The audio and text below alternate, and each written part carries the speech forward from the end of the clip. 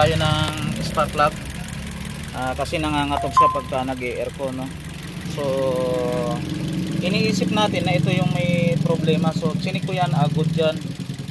At kung nagpalit na tayo ng spark plug, nag-check na rin tayo ng ignition coil. So lahat naman siya good, yung ignition coil.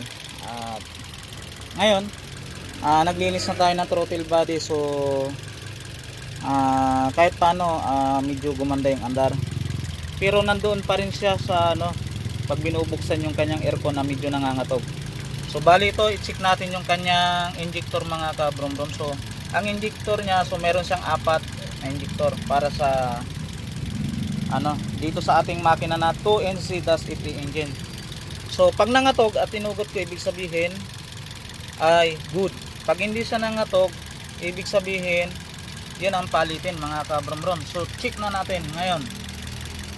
Ayan, so sa isang mabilisan, try natin.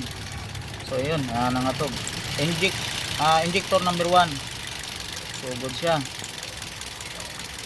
Pag nangatog ulit, ayan, so injector number 2, good siya. Ignite, injector number 3, so walang reaction, Yan, so ibig sabihin palitin siya. Injector number 4, ayan, so nag-react, ibig sabihin good din yung 4. So ito na ngayon, napakalinaw na sa atin na ang problema mga kabrom-brom nung engine na to, injector. So magpapalit tayo ng injector number 3. Ayan, so shout out po sa may mga Toyota Vios 2NZ or 1NZ-FE engine.